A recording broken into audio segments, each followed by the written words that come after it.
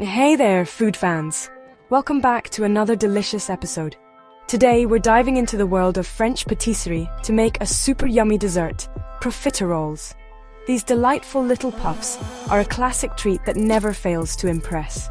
Profiteroles are light, airy, and totally delicious.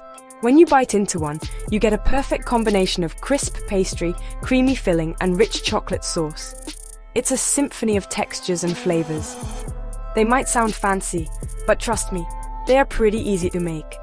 With a few simple ingredients and some basic techniques, you'll be whipping up these impressive desserts in no time. I'll guide you through the process step by step, from making the perfect choux pastry to creating a luscious filling and finishing with a decadent chocolate sauce. You'll learn all the tips and tricks to make these treats like a pro. We'll start with the choux pastry, which is the foundation of our profiteroles. It's light, airy, and has just the right amount of crispiness. Next, we'll whip up a creamy filling. This can be anything from classic vanilla pastry cream to a rich chocolate mousse. The choice is yours. Finally, we'll top it all off with a yummy chocolate sauce. This is the crowning glory of our profiteroles, adding a touch of elegance and a burst of flavor. So get ready to impress your friends and family with these delightful treats. Let's get baking and create some magic in the kitchen.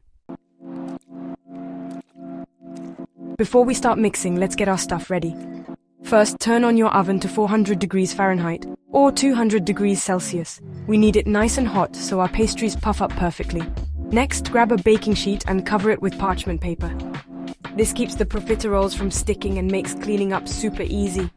Okay, oven's on, baking sheet's ready. Let's make that choux pastry. The choux pastry is the most important part of making profiteroles. It's the foundation that holds everything together, and getting it right is crucial for the perfect texture and taste. So, we got to get it right. The technique might seem intimidating at first, but with a little practice, you'll master it in no time. Don't worry, it's easier than you think. The key is to follow each step carefully and pay attention to the details. In a pan, mix water, butter, and a little salt. This combination is essential for creating the right consistency in your dough.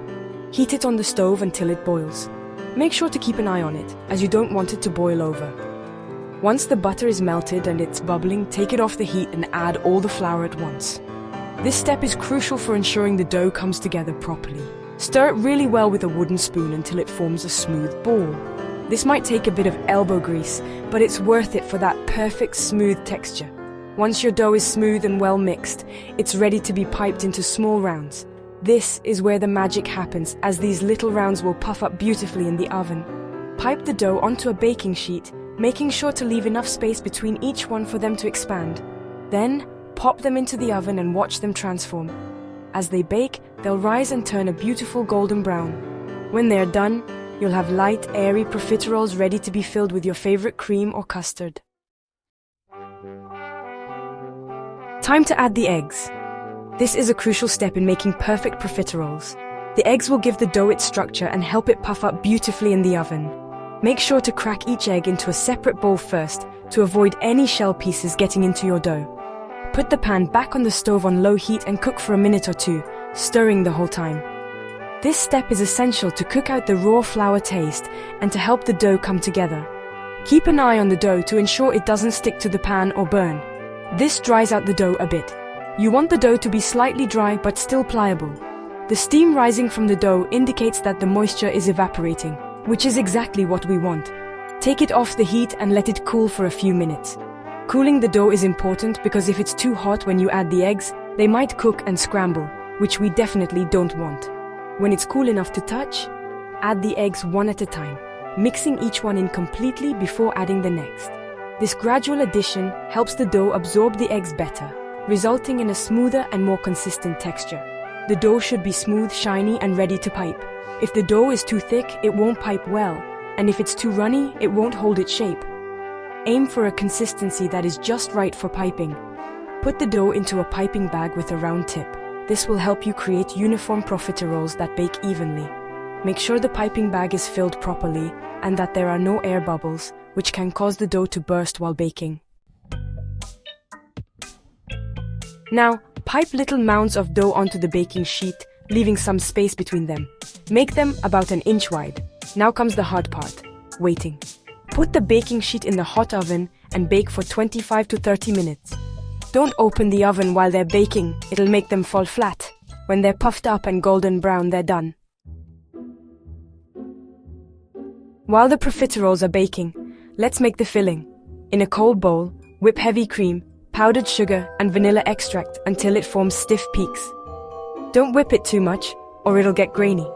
You can add a little bit of your favorite flavoring if you want. Cover the whipped cream and put it in the fridge until we're ready to use it. When the profiteroles are completely cool, it's time to fill them.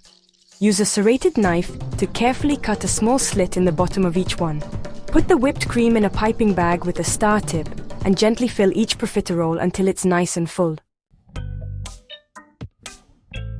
Every profiterole needs a yummy chocolate sauce. In a bowl over a pot of simmering water, melt chopped dark chocolate and butter together, stirring until it's smooth. Take it off the heat and stir in some cream until the sauce is shiny and smooth. A tiny pinch of salt makes the chocolate taste even better. Now for the best part, putting it all together. Arrange the filled profiteroles on a plate. Drizzle lots of warm chocolate sauce over them. For extra fanciness, sprinkle with powdered sugar or cocoa powder.